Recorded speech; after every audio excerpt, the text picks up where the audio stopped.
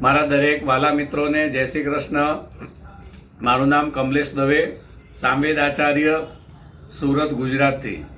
મિત્રો, આવતીકાલે ભગવાન શંકરનો દિવસ છે, જેને આપણે શિવરાત્રિ કહી શકાય। કાલે આમ તો બીજી તેરસ છે, પણ સવારમાં તેરસ છે અને પછી 14 ચાલુ થઈ જાય છે। તો એ 14ની રાત્રિ આવતીકાલે છે। અંધારિયા પક્ષમાં જે 14 હોય તો તેને શિવરાત્રિ કહેવામાં આવે છે, જે દર મહિને આવે છે। એ શિવરાત્રિના દિવસે ભગવાન શંકરજીની પૂજા આપણે 4 પ્રહરમાં પણ કરી શકાય છે, જે સાંજે 6 વાગ્યાથી પહેલો પ્રહર ચાલુ થાય છે।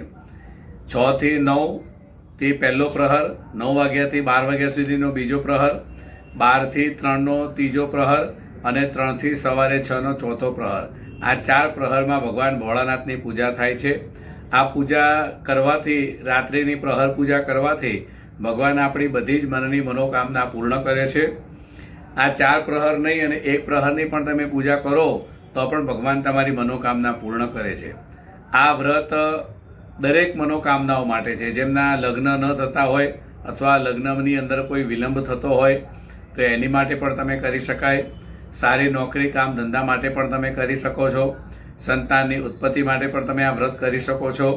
ભગવાનને જાસૂદનું ફૂલ નથી ચડતું, એ ખાસ ધ્યાન રાખવાનું। અને ભગવાન ભોળાનાથની પૂજા કરો એમાં કાળા તલ, કમળ કાકડી, ધતુરાનું ફૂલ અને કમળનું ફૂલ એ ખાસ તમારે યાદ રાખીને ચડાવવું જોઈએ। દર સોમવારે પણ ભોળાનાથને ચડાવવું જોઈએ। ભગવાનને ભોગની અંદર આપણે ઘરે ખીર બનાવવાની અને ખીર બનાવી અને ભગવાનને ભોગ લગાવવાનો।